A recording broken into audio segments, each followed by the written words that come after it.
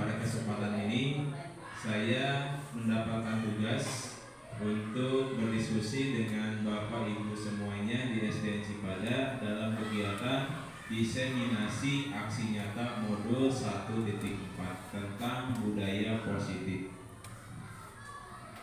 Bapak Ibu yang saya hormati, juga kepada Ibu Kepala Sekolah, pada kesempatan hari ini saya akan menyampaikan dan berdiskusi dengan Bapak Ibu terkait budaya positif yang sudah kita lakukan di sekolah kita atau di kelas masing-masing.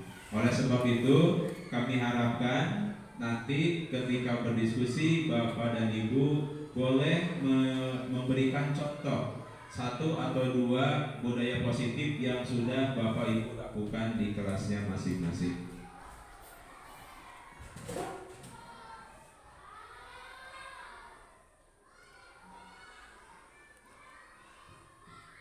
Bapak Ibu semuanya, saya mengikuti kegiatan calon guru penggerak hampir 2 bulan.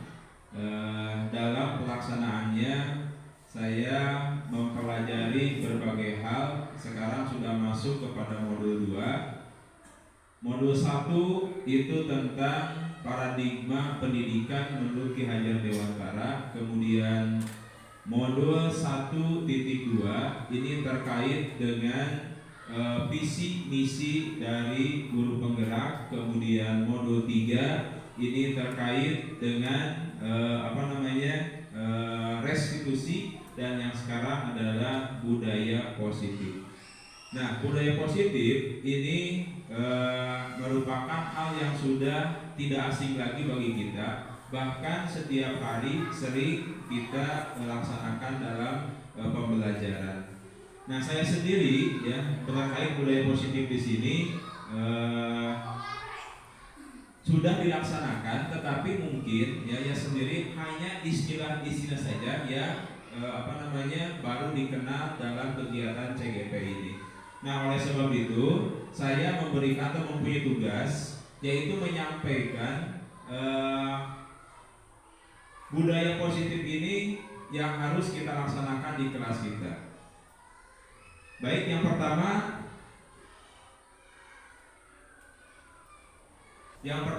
yang terkait dengan budaya positif yang ada di sekolah ya. Tapi sebelum saya memberikan penjelasan, saya meminta maaf kepada rekan-rekan guru. Mungkin materi ini atau informasi ini sudah Bapak Ibu kenal sebelumnya. Jadi kesan nama sanes mampatahan mojai kameri gitu ya.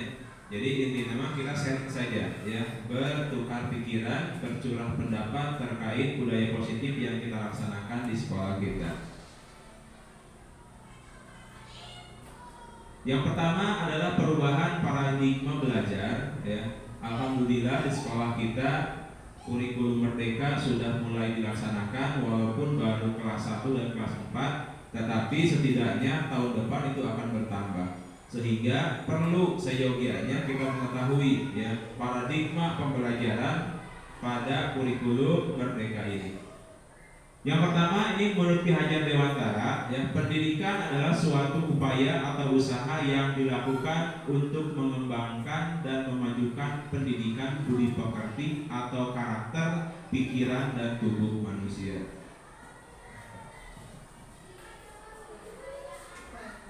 Jadi kalau Bapak Ibu membaca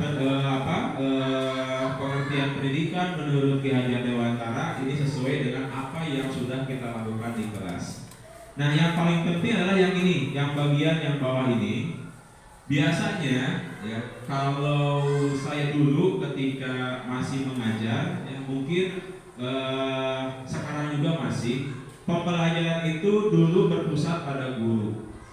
Jadi guru sebagai teacher centered atau sebagai pusat dari pembelajaran. Nah, untuk kurikulum kurikulum merdeka ya, pembelajaran ini harus berpusat pada murid. Itu yang pertama. Kemudian yang kedua, pembelajaran harus kontekstual.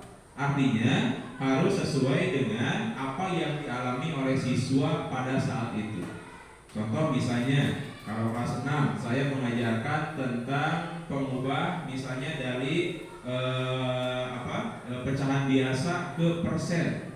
Ya, biasanya saya menggunakan contoh yaitu misalkan kita belanja ada diskon, ya, itu dikenalkan seperti itu.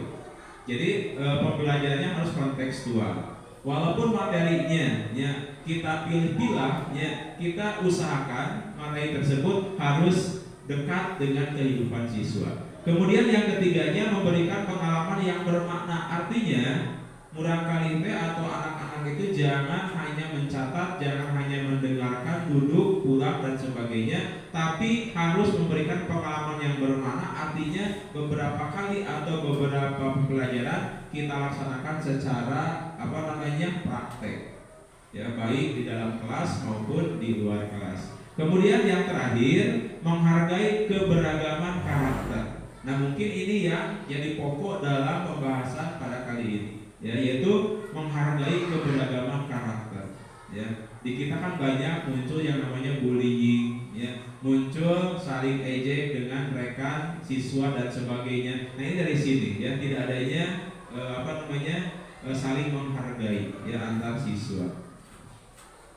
Kemudian, nah, ini adalah pokok utama dari budaya positif. Jadi kalau kita ingin menerapkan budaya positif di sekolah, yang pertama Bapak Ibu harus ini dulu, disiplin positif. Dulu kalau saya sekolah, ya, oleh guru saya atau kita sendiri ngajarkan ke budak, gitu ya, disiplin itu taat kepada aturan. Jadi budak disebut disiplin taat karena aturan. Ketika budak taat ke aturan, artinya budak tersebut disiplin. Nah, paradigma tersebut sebetulnya tidak salah, ya. Tetapi sekarang paradigmanya agak berbeda. Jadi budak melakukan suatu kegiatan, misalnya jempek di dalam kelas, misalnya diam, guru menerangkan, bukan karena takut dihukum, bukan karena taat karena tata tertib, ya. Tapi disiplin di sini maksudnya adalah disiplin diri yang memotivasi secara internal.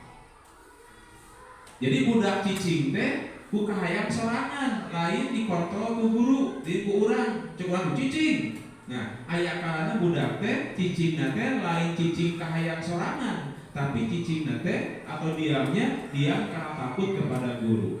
Nah, disiplin di positif di sini artinya siswa taat kepada aturan, taat kepada tata tertib itu didorong secara motivasi internal dari diri siswa sendiri. Nah, bagaimana caranya? Nanti di sana di step-stepnya ada bagaimana cara kita membuat anak supaya disiplin itu datang dari diri sendiri. Nah, kemudian, ya, ini beberapa pendapat menyebutkan bahwa disiplin diri juga mempelajari bagaimana cara kita mengontrol diri dan bagaimana menguasai diri untuk memilih tindakan yang mengacu pada nilai-nilai yang kita hargai. Nah, yang tadi Bapak Ibu sebutkan di awalnya seperti tadi ada yang sebutkan peduli, bentuk peduli anak-anak itu bagaimana, bentuk perilakunya bagaimana. Nah, di sini dari disiplin positif dulu. Dan semuanya itu seharusnya dan kita ya, jangan mengontrol anak, gitu ya. Kudu kieu, tetapi kita mengontrol anak itu karena kehendak si anak itu sendiri. Dan yang terakhir ini yang di bawahnya, disiplin positif itu menciptakan anak-anak yang memiliki disiplin diri sehingga mereka bisa berperilaku dengan mengacu pada nilai-nilai kebajikan universalnya. Apa kebajikan universal nanti di sesinya ada.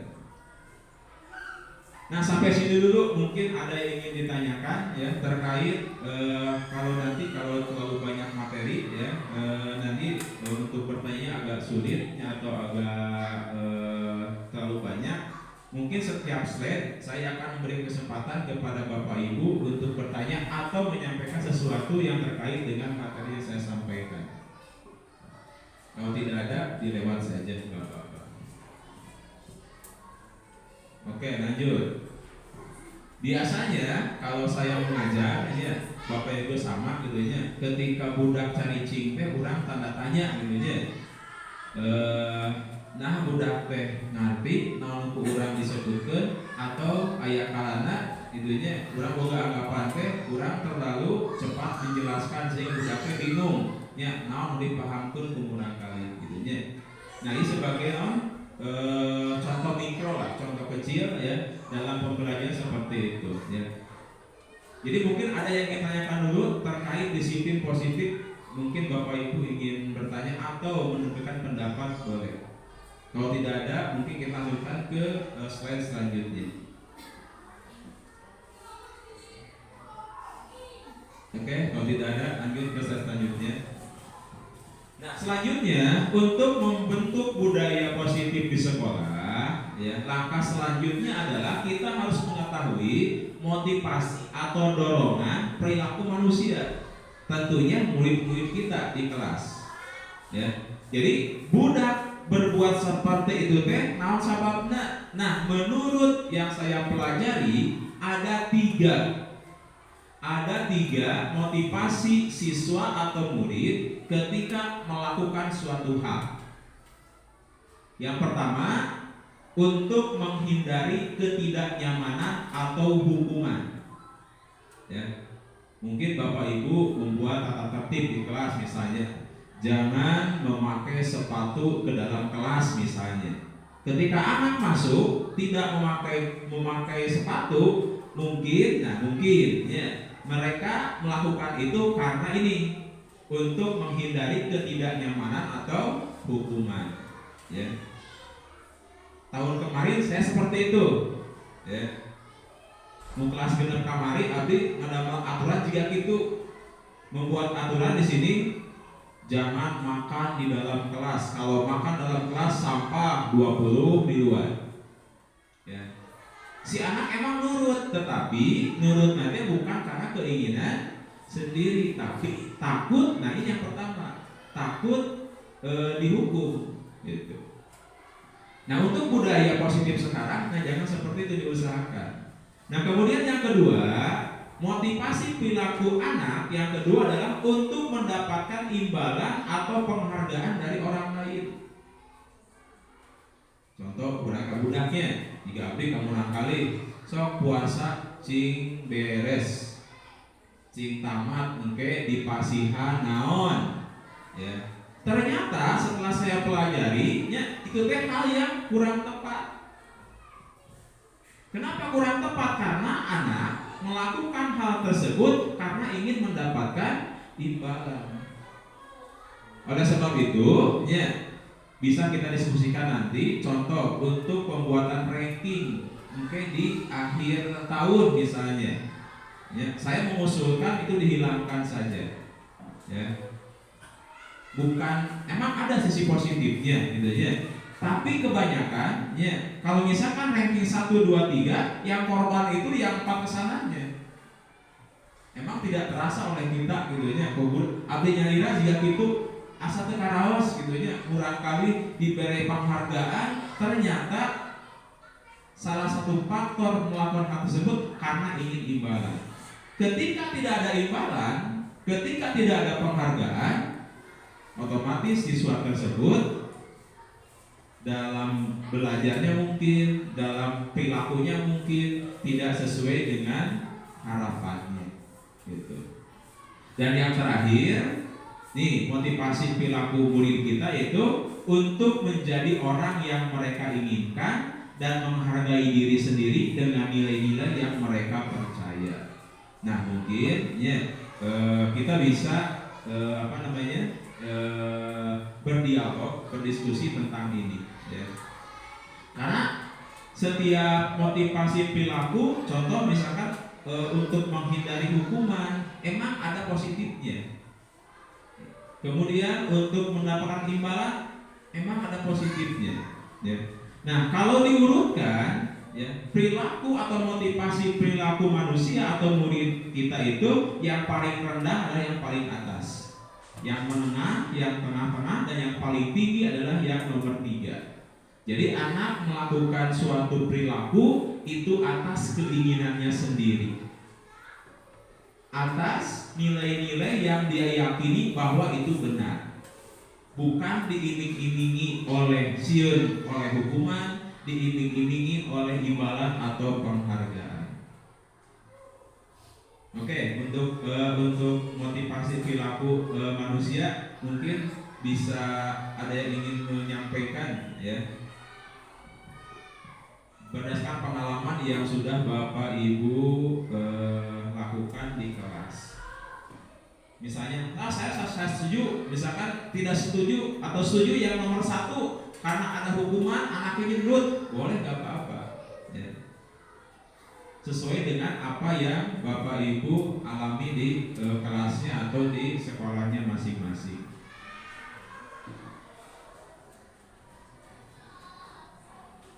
Kalau tidak ada, mungkin menurut Bapak Ibu murid kita atau siswa-siswa kita di kelas berperilaku itu mau yang nomor 1, nomor 2, atau nomor 3 kira-kira?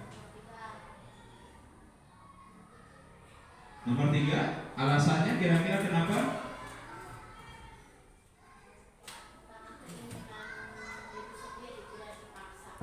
Oke, ya. Jadi keinginan sendiri, ya. Jadi mereka melakukan sesuatu karena ini, ya, nilai-nilai yang mereka percaya. Gitu ya. Ini untuk motivasi perilaku manusia.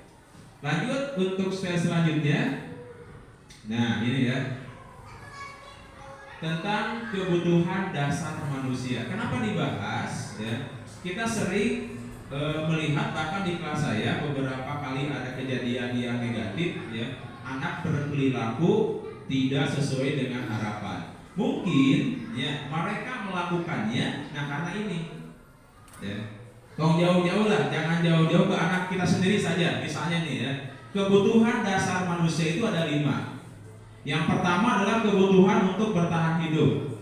Kalau bapak-bapak pasti mencari nafkah, ya. Kalau ibu-ibu masakna, itu kan kebutuhan untuk bertahan hidup. Nah, bagaimana kalau oleh anak-anak?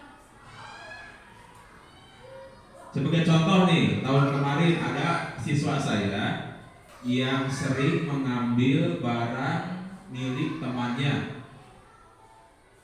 Nah, mungkin si anak tersebut di rumahnya tidak diberi jajan, sehingga dia berpikir, saya lapar misalnya, tidak punya makanan, maka muncul ini, dia ingin bertahan hidup untuk menghilangkan laparnya. Karena tidak ada uang, maka mengambil hak milik orang lain. Jadi kalau ada anak yang seperti itu, mungkin, ya, mungkin kebutuhan dasar, kebutuhan bertahan hidupnya tidak terpenuhi, ya. Nah, kemudian yang kedua, ada anak yang kebutuhan dasar kasih sayang dan rasa diterimanya tidak terpenuhi.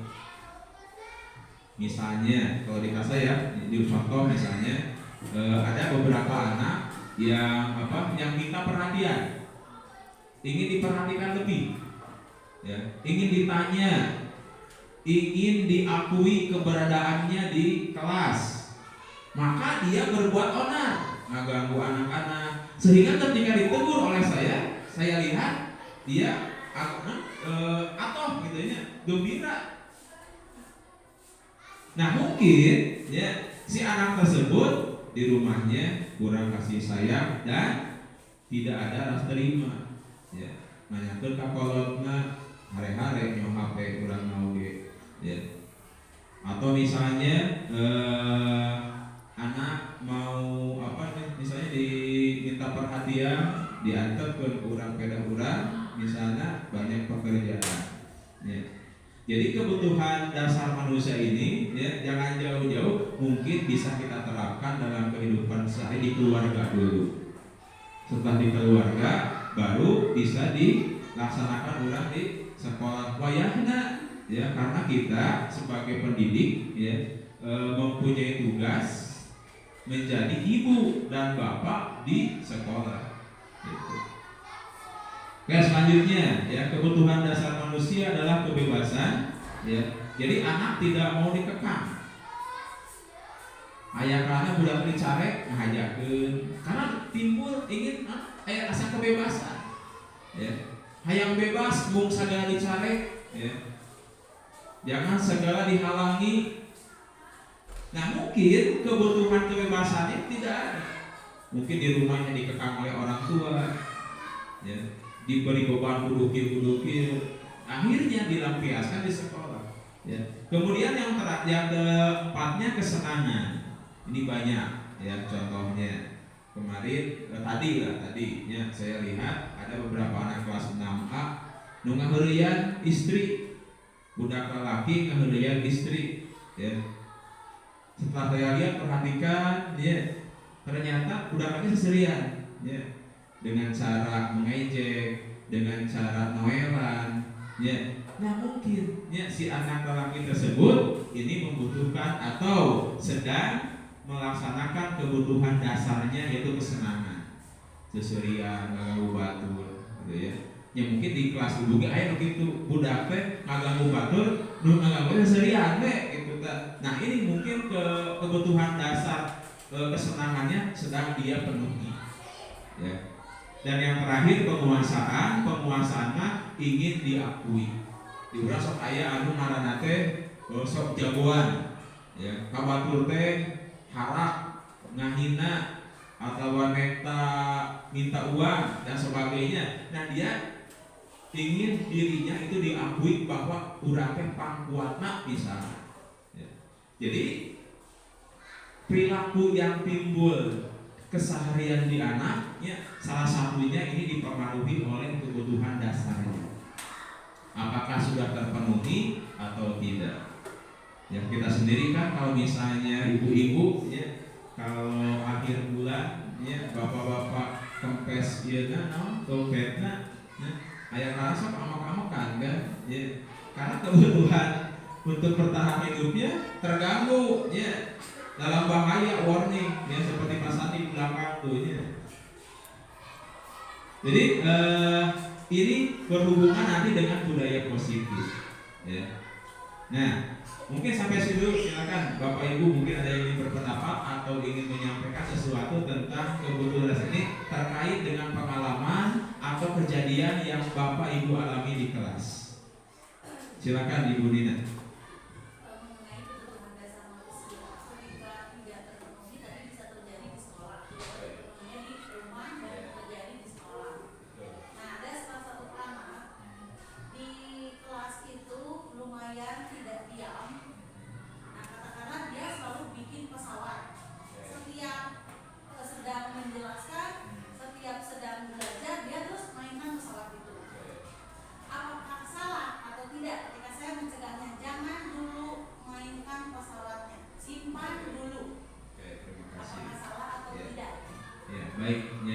Sangat luar biasa ya. Mungkin itu pengalamannya Ibu di kelas. Ya ada beberapa satu anak ya.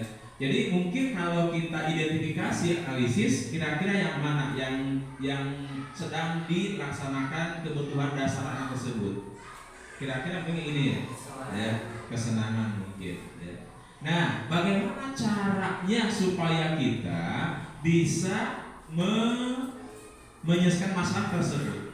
Ya, apakah boleh dengan cara jangan dulu nanti ya. Kalau menurut saya ya itu tindakan yang kurang tepat ya. Sesuai yang saya pelajari ya, itu tindakan yang kurang tepat. Bagaimana yang tepatnya ya nanti di slide selanjutnya terjawab ya Bu Ina ya. Terima kasih untuk pertanyaannya ya, nanti di slide selanjutnya ada untuk menjawab dari pertanyaan Bu Ina tersebut ya. Yang lain silakan terkait kebutuhan dasar dulu. Jangan curhat, gak punya uang, jangan. Bina, jangan curhat. Kalau tidak ada, kita silakan Pak Dani. Setelah menyimak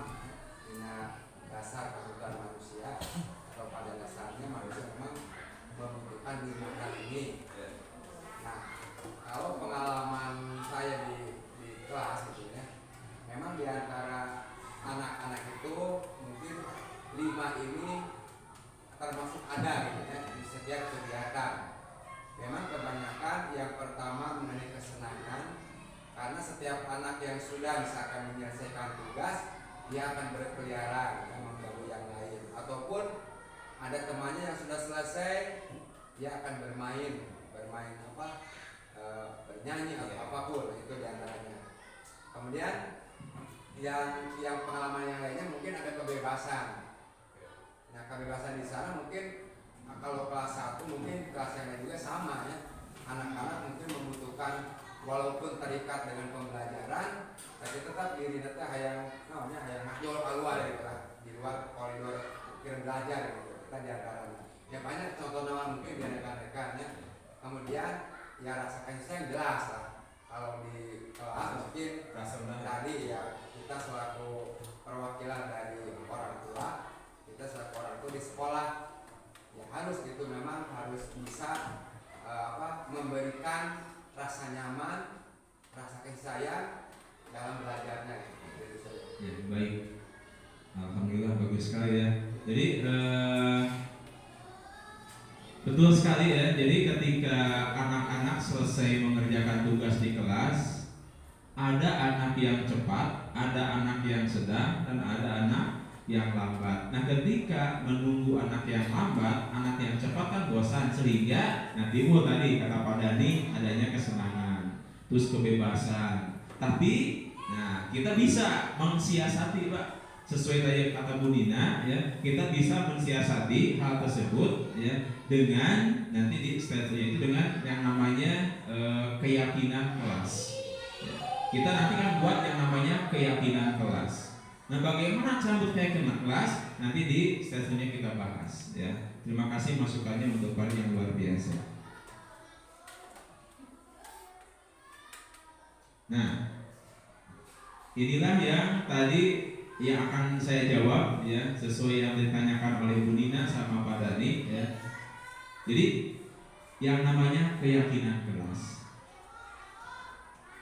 Contoh misalnya ya, Bapak Ibu ketika ingin bepergian memakai helm, kira-kira motivasinya apa? Apakah takut ditilang atau apa kira-kira? Kebanyakan untuk aturan lalu lintas. Oke, untuk mentaati aturan lalu lintas. Jadi kalau menurut Bapak Ibu, kalau ada manusia atau seseorang yang memakai helm untuk mentaati peraturan lalu lintas, apakah motivasinya eksternal atau internal? Eksternal, ya betul sekali. Nah, jadi anak itu jangan sampai seperti itu. Jangan jauh-jauh kalau anaknya kurang sarua ya. Namun tesian ke polisi mah jika memakai helm gitu ya. Nah, jadi untuk pembelajaran sekarang menurut Ki Hajar Dewantara, kita di kelas itu siswa berperilaku itu harus sesuai dengan keinginannya sendiri, dengan keyakinan kelasnya. Contoh lain misalnya kita sebelum makan atau sudah makan cuci tangan. Kira-kira motivasinya apa? Kita cuci tangan setelah dan sebelum makan. Menjaga kebersihan. Ya. Eksternal atau internal? Internal. Karena kita takut sakit misalnya. Nah, keamanan atau keselamatan, kebersihan itu yang disebut dengan keyakinan di sini maksudnya. Jadi misalnya kalau ada anak yang ribut, kita yakinkan bahwa ribut itu maknanya apa, menghasilkan apa. Contoh misalnya kita tanya jawab dengan anak misalnya, menurut kalian kalau kalian ribut di kelas, apakah bisa membuat pintar atau tidak misalnya? Ya, pasti anak akan menjawab tidak. Ya. Kayak anak tahu, oh ketika kita ribut sebenarnya tadi ketika si anak main gituan gitu ya, main kapal-kapalan itu salah. Ketika diingatkan dengan pikiran sendiri yang tadi nilai-nilai yang ada pada nilai diri yang dipercayai, maka otomatis si anak tersebut tidak akan mengulanginya lagi. Ya udah tuh capek-capek nyarek, Ya, alhamdulillah saya sudah menerapkannya di kelas saya. Walaupun sampai saat ini tidak 100%, baru 50%. Berhasil, Pak Sep ya. Jadi ketika anak-anak sedang belajar, yang lain selesai, yang belum, kebanyakan mereka sekarang sudah ngambil buku di belakang. Tidak disuruh, tapi atas keinginannya sendiri. Tapi baru 5%, karena beberapa seperti Kang Gilang dan rekan-rekannya masih mungkin perilakunya belum bisa sesuaikan dengan, walaupun dia tahu itu salah, tapi tetap masih beberapa siswa yang melakukan kesalahan. Nah, keyakinan di sini nanti kalau misalnya kita kan tidak ada latar belakang berbeda ya, sukunya sama, bahasa juga sama, agama sama, mungkin tidak ada masalah. Ya mungkin beberapa ada ya, mungkin beberapa. Tapi kebanyakan di sini kan mayoritasnya Islam. Ya sehingga kita tidak terlalu sulit lah ya untuk membuat keyakinan. Oke, lanjut. Nah, bagaimana cara kita membentuk keyakinan kelas? Ini prosedurnya. Yang saya pelajari ya di modul 1.4 ini adalah yang saya sudah laksanakan di kelas. Nah ini. Yang pertama adalah guru dan murid bercurah pendapat tentang keyakinan kelas tuh Kang potong detiknya. Guru dan murid bercurah pendapat tentang keyakinan kelas. Sebagai contoh ini. Nah ini.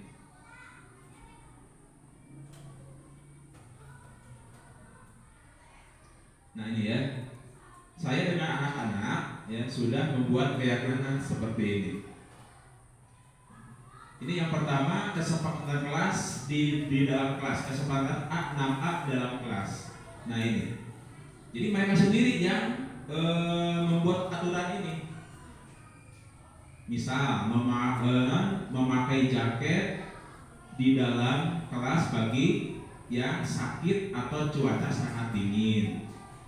Jadi diusahakan keyakinan kelas itu jangan berkalimat negatif. Jangan pakai jangan, tidak, atau ngomong gitu. Ya. Jadi kalimatnya harus kalimat positif. Kemudian kelas digunakan hanya tempat belajar. Ya tadi Nuribut ya tanya, tapi tadi Nuribut kamu sedang belajar? Oh ingat tuh. Nah iya, ya, aturan dibuat budak. Otomatis budak sadar sorangan lah intinya, gitu ya.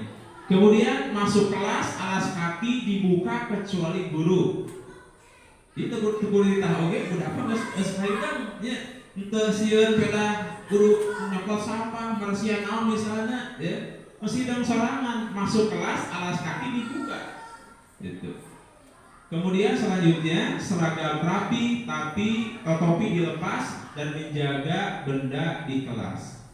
Ya. Sebelum aturan ini ya di kelas saya itu Pak Asep banyak kaos kaki yang berterbangan. Ya.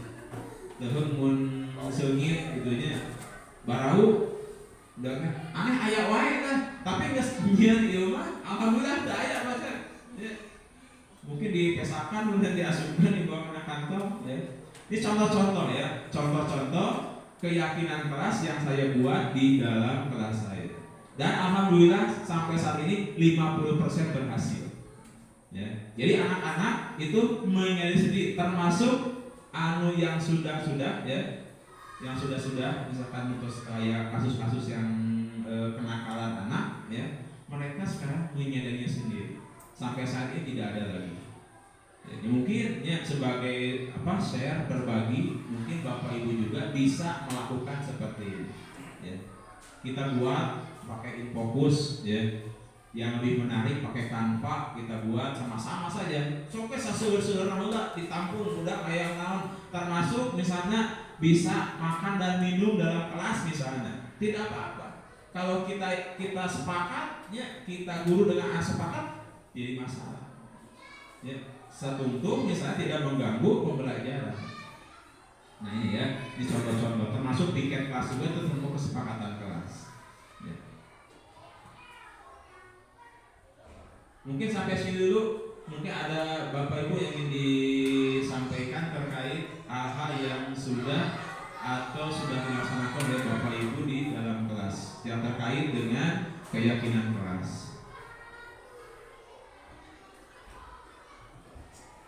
Kalau tidak ada, kita lanjutkan dulu ya. Yang keduanya adalah kita guru mencatat semua masukan dari murid. So, tampung semuanya. Ya. Apapun yang ingin oleh budak, ya. Jika abdi upami loka karya, ya.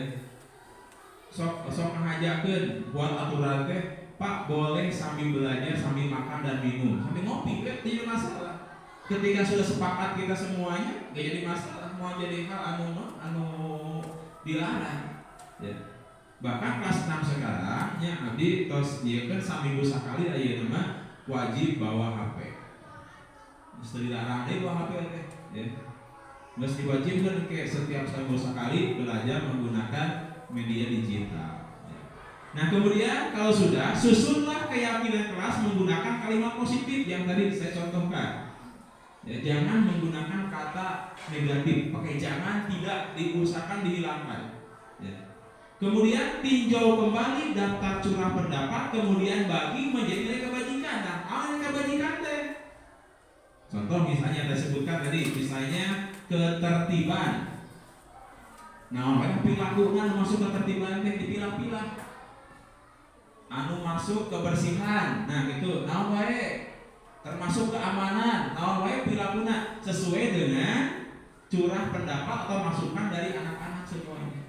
Jadi pilah-pilah masuk nilai kebajikan. Nilai kebajikan mah nilai pokok. Jika tadi keselamatan, memakai helm ketika mengendarai kendaraan bermotor. Nah, gitu. Jadi pilah-pilah seperti itu. Kemudian tinjau kembali keyakinan kelas, dibuat nilai kebajikan dan tidak terlalu banyak. Ya tambah bateing. Nah tambah bateing biasa namun seger teuing, kalau terlalu banyak ya jadi bingung kan nanti urang oke. Jadi kalau bisa bertahap, misalnya untuk 3 bulan pertama nilai kebajikan apa yang kita tonjolkan. Misalnya tentang ketertiban dalam kelas, sok apa saja.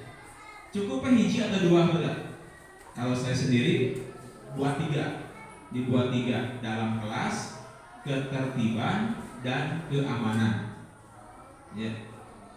Nah selanjutnya adalah semua pendapat atau semua pembuat keyakinan kelas menyetujui dan menandatangani. Kayaknya beres orang membuat kesepakatan kelas atau keyakinan kelas. Ya. Kalau bisa, kalau perlu dia tangan oleh anak. Perlu, kalau tidak apa-apa. Kalau anak-anak sudah yakin ya sudah saja. Ya. Dan yang terakhir, keyakinan kelas direkatkan atau ditempel di dinding kelas. Ya. Jadi di arah naon, arah hatinya. Ya anaknya ingat terus.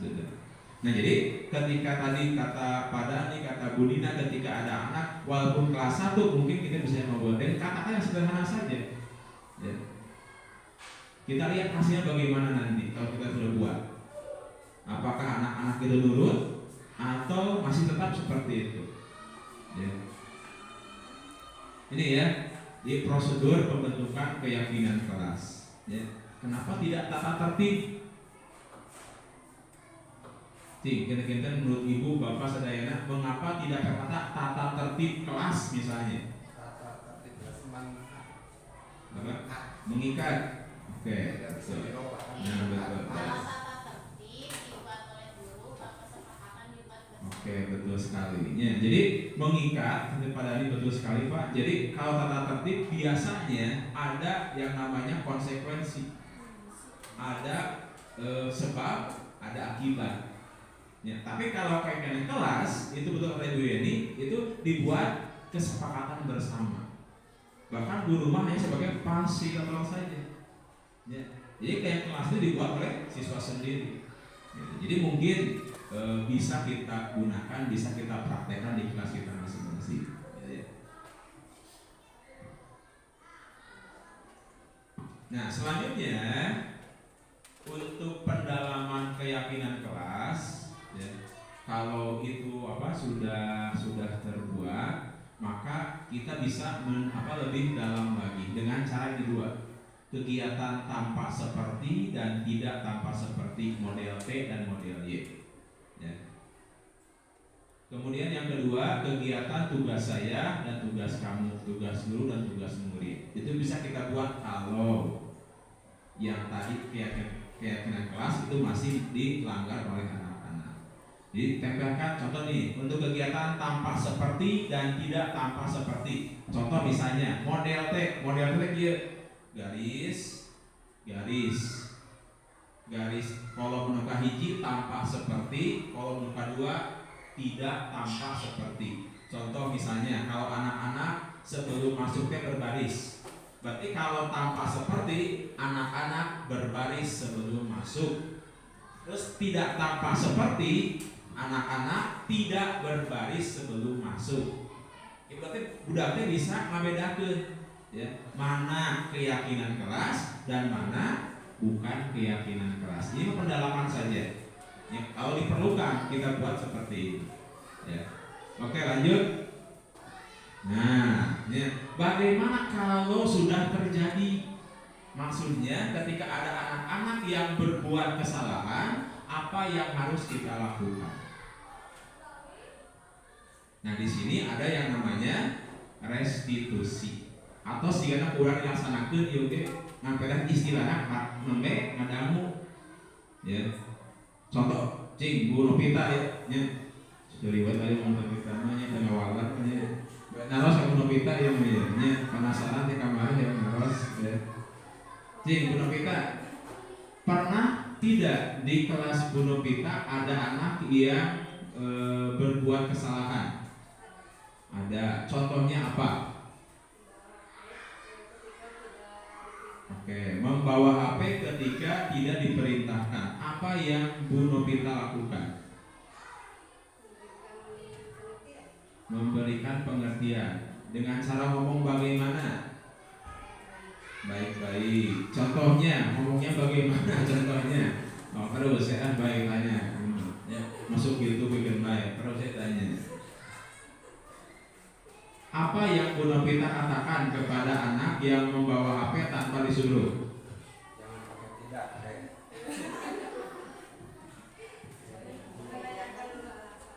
Oke. Terus bagus sekali. Ya, terima kasih Bu Novita. Walaupun suaranya agak terlalu keras ya, tapi kahartos lah ya. Jadi itulah yang dilakukan oleh Bu Novita, itu namanya restitusi. Ya. Jadi kita jangan menjas, jangan menuduh ya. Anak itu ketika berbuat salah, mana yang salah sebagainya, gitu ya. Kita lihat dulu latar belakang kenapa berbuat seperti itu, alasannya kenapa. Ya. Sebetulnya sudah kita lakukan ini ya. Tapi mungkin untuk istilahnya baru kita kenal. Ya. Oke, langsung saja. Nah, di sini ada 5 posisi kontrol restitusi. Ya. Nah, kita yang mana? Ada 5 nih. Ada penghukum, ada pembuat merasa bersalah, ada teman, ada pemantau, dan ada manajer. Ya. Manajer gitu ya. Jadi fokus kan yang pilih ngarurutan Bapak Ibu Saudara gitu ya. Padahal salah ya benar. Pasal mau keluar tina kamar mau keluar tina skip. Oke, ini contoh ya, contoh restitusi ini. Kita nonton saja dulu. Oke, Bu.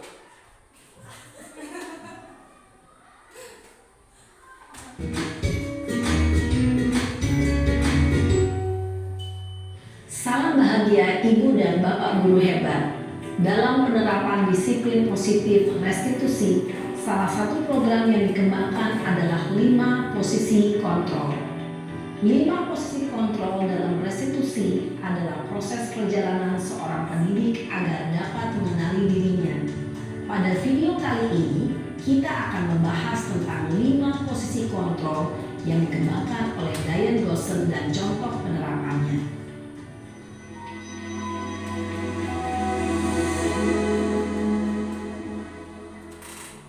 5 posisi kontrol itu adalah: 1. Posisi penghukum. 2. Posisi pembuat merasa salah. 3. Posisi teman. 4. Posisi pemantau atau monitor. Dan 5. Posisi manajer.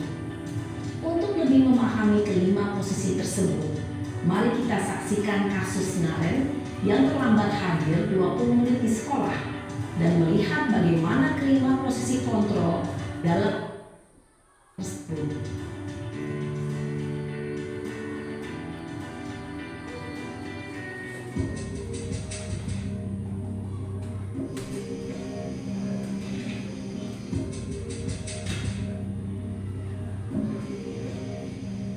Naren, sini kamu. Pagi Bu. Selalu terlambat. Kamu deh, pasti terlambat. Maaf Bu. Saya Apa? Apa coba? Alasan kamu apa lagi? Kapan sih kamu tidak terlambat? Malas sekali ya kamu jadi anak. saya Dasar pemalas. Gak kapok-kap. Saya kuota tarik dari video laptop mah.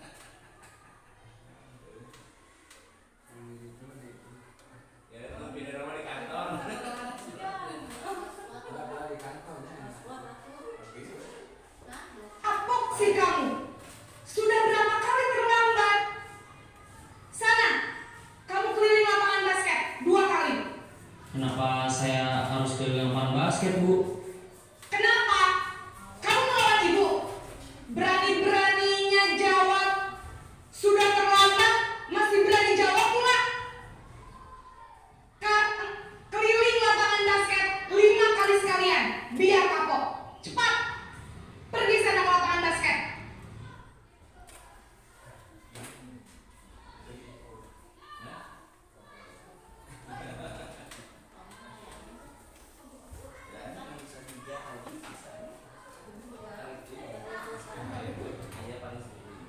Posisi penghukum biasanya berbicara dengan nada tinggi, menghardik, menunjuk-nunjuk, menyakiti, dan menyindir. Hukuman bisa berupa fisik maupun psikis. Ibu dan bapak guru hebat. Dampak yang terjadi pada murid ketika guru berada pada posisi penghukum adalah murid cenderung akan memberontak, bahkan menyimpan dendam.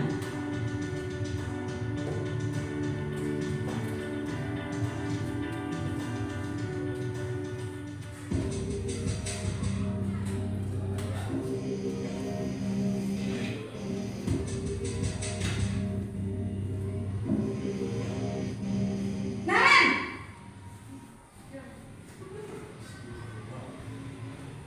Selamat pagi Bu.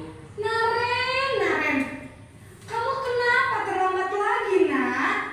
Ya Tuhan, Naren, kamu senang ya bikin ibu susah ya? Kalau kamu terlambat lagi, nanti ibu yang ditegur bapak kepala sekolah, nak. Disangka ibu tidak bisa membina kamu. Duh, gimana ini? Maaf Bu. Duh, Gusti Naren, kamu suka ya kalau ibu ditegur bapak kepala sekolah? Terus, sekarang ibu harus tulis apa ini di buku absen? Ini kamu sudah sering terlambat loh. Ibu harus apa coba? Maaf Bu. Maaf sekali. Ya sudah, lain kali jangan bikin ibu susah lagi ya nak ya. Ibu tidak akan kuat lagi kalau kamu begini terus. Bisa jantungan kalau ibu ditegur bapak kepala sekolah. Sana cepat ke kelas. Maaf ya Bu. Maaf sekali.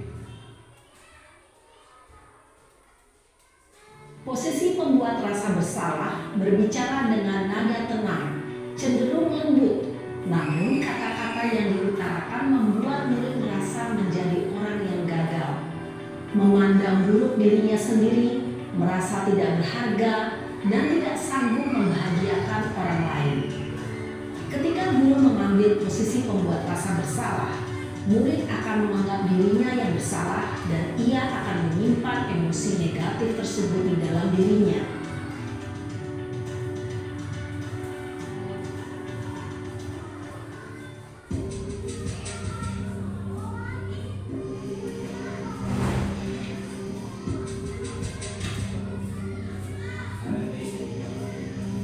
Naren,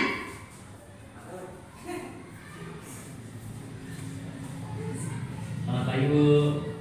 wah, sudah jam berapa ini, Nak? Terlambat lagi ya, sayang. Iya Bu, habis ibu saya lupa membangunkan saya Bu. Kamu malah menyalahkan ibu kamu. Kamu bukannya anak yang larinya paling kencang. Kok terlambat sih?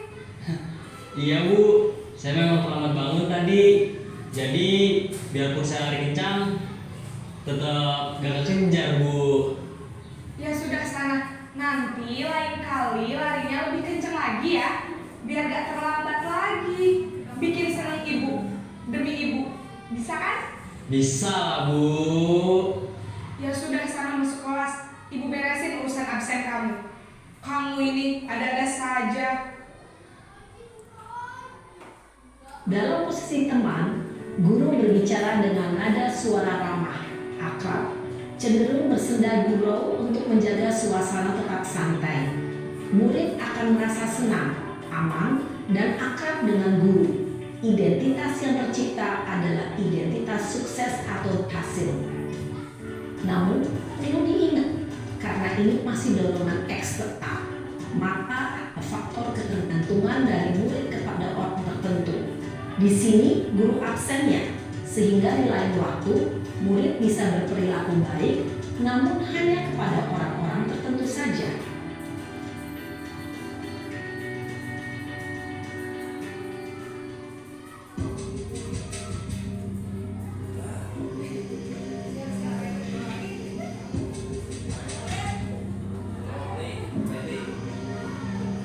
Naren!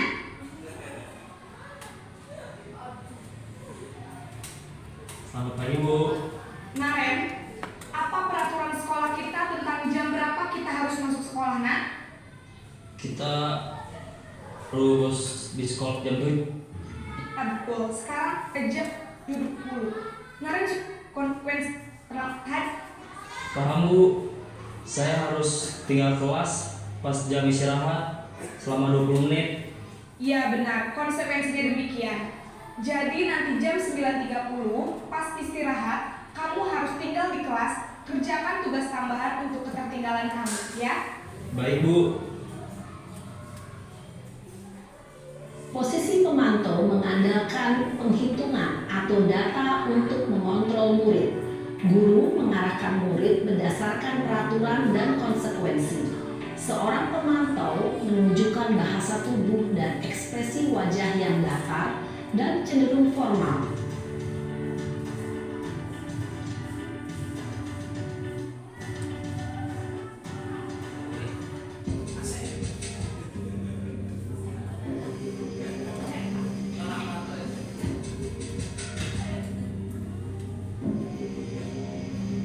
Naren!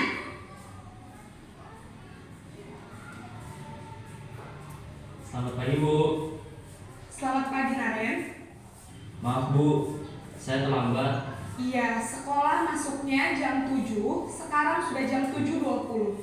Jadi sekarang bagaimana ini, Naren?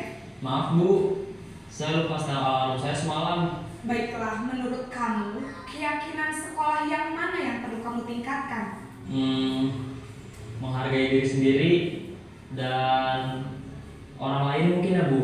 Setuju. Jadi, apakah Naren meyakini prinsip saling menghormati tersebut? Iya Bu, saya meyakininya. Apakah Naren bersedia memperbaiki masalah keterlambatan ini? Bersedia Bu. Bagaimana kamu akan perbaiki masalah keterlambatan ini?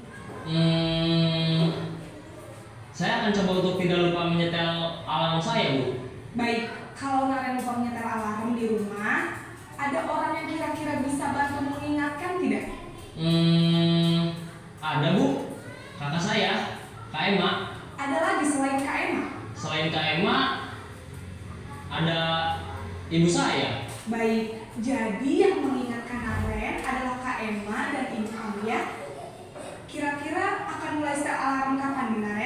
setelah pulang sekolah akan segera saya lakukan. Baik, jadi Naren akan setel alarm untuk bangun besok pagi dan akan diingatkan oleh kakak dan ibunda Naren ya. Ada lagi yang mungkin perlu dilakukan Naren agar tidak terlambat bangun lagi? Tidak ada, Bu. Baik Naren, terima kasih untuk kerjasama kamu. Sekarang kamu perlu kembali ke kelas untuk belajar. Baik, Bu. Terima kasih. Posisi manajer adalah posisi kontrol yang disarankan untuk membimbing murid memiliki sikap disiplin yang positif, yaitu murid yang mandiri, bertanggung jawab, dan dapat memecahkan masalah. Tujuan dari posisi ini adalah agar murid dapat berefleksi atas tindakannya. Guru akan dengan tulus memberikan pertanyaan-pertanyaan bermakna, sehingga membuat murid dapat belajar dari kesalahannya dan mencari sebuah solusi untuk menyelesaikannya. Ibu dan Bapak guru hebat, setelah mengamati adegan kelima posisi kontrol tadi, kira-kira posisi mana yang paling ideal? Posisi mana yang dapat menunjang motivasi intrinsik murid? Ya, tentu posisi manajer. Posisi ini memang posisi ideal yang ingin dituju setiap pendidik. Pada posisi inilah, guru dapat menerapkan disiplin positif yang berpihak pada murid, yang memerdekakan murid. Perjalanan seorang pendidik tentunya tidak mudah untuk sampai pada posisi seorang manajer. Namun, tujuan kita pasti, yaitu menciptakan murid-murid yang mandiri, merdeka, dan bertanggung jawab. Semoga penggambaran 5 posisi kontrol yang telah diperlihatkan ini dapat menjadi ajang refleksi bagi kita semua agar dapat terus mengasah dan menerapkan disiplin positif yang memerdekakan murid. Mari terus berlatih dan bersemangat. Selamat menerapkan.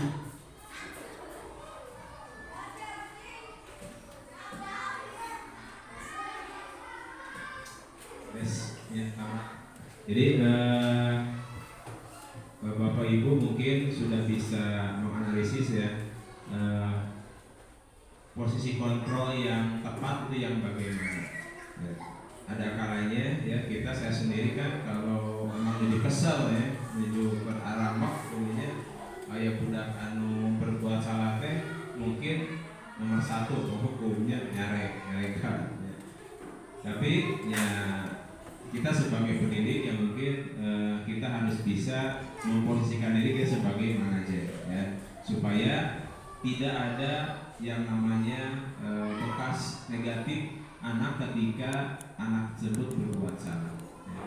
Jadi anak berbuat salah mungkin kebutuhan dasarnya tidak terpenuhi. Mungkin juga karena gaya belajarnya yang berbeda sebagainya, gitu ya. Nah oleh sebab itu ya saya di sini di akhir dari kegiatan ini ya saya ingin mendengar pendapat Bapak Ibu terkait budaya positif yang sudah Bapak Ibu lakukan di kelasnya masing-masing. Ini sebagai contoh saja budaya positif yang sudah saya lakukan di kelas saya. Ya.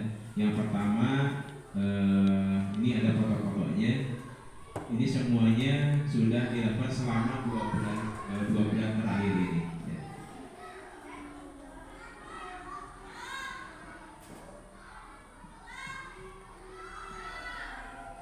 Sudah, terima kasih. Ya. Nah, sebelum saya tutup, ya, saya ingin berbagi dulu pengalaman Bapak Ibu terkait budaya positif yang sudah Bapak Ibu lakukan di kelas Bapak Ibu. Mungkin dari siapa yang ingin menyampaikan, silakan.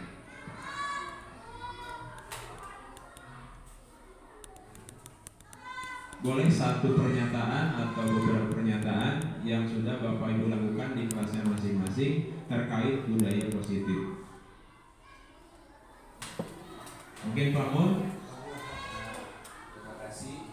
Langsung saja. Yang pertama yang sudah saya lakukan adalah anak berbaris 15 menit sebelum masuk kelas. Itu tanpa disuruh, mereka sudah berbaris lalu berdoa sebelum masuk kelas. Ya, terima kasih, ya bagus sekali ya. Yang lain mungkin? Oke, Ibu, silakan Ibu. Cinta kebersihan dan lingkungan di ruang kelas, misalnya sebelum waktu pembelajaran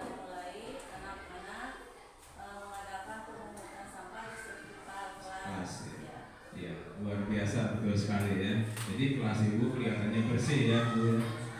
Oke, yang lain mungkin ingin menyampaikan? Silakan Bu Yani. Kegiatan untuk membiasakan memilah sampah dari organik dan anorganik.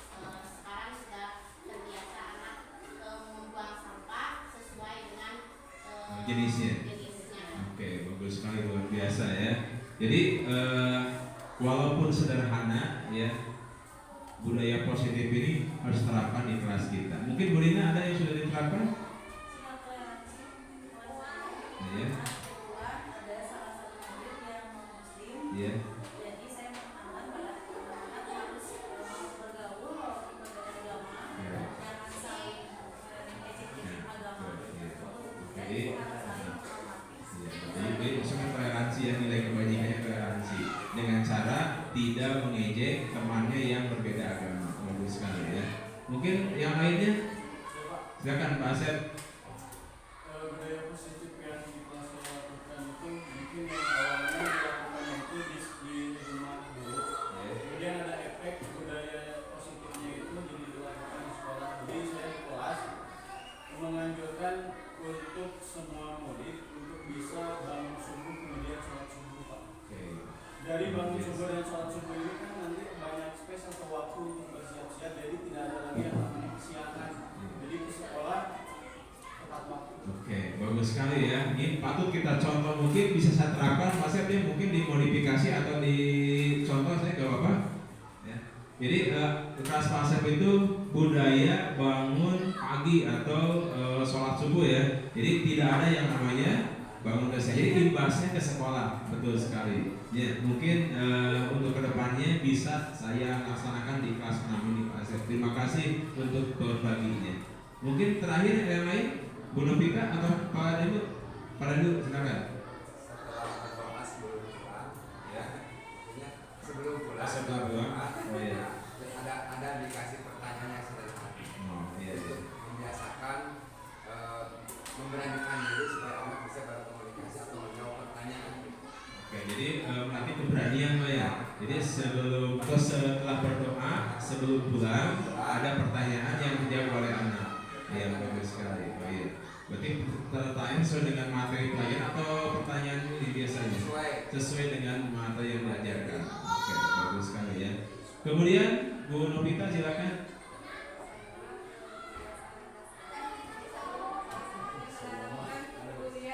Oke, contoh perilakunya. Ya. Oke. Iya. Oke ya. Oke ya. Jadi kalau saya lihat ya, walaupun tidak secara tertulis seperti yang saya sampaikan, ternyata ya budaya positif sudah ada di kelas kita. Ya. Apalagi kalau kita nanti berkolaborasi, saling mengisi, saling memberikan curah pendapat, sehingga di kelas kita itu kelas yang bisa menerapkan budaya positif. Ya. Bapak Ibu, ya mungkin untuk kegiatan saat ini ya cukup sekian. Terima kasih atas kehadirannya Bapak Ibu semuanya, juga kepada Bapak Kepala Sekolah yang telah mendukung kegiatan ini. Itu saja yang saya sampaikan.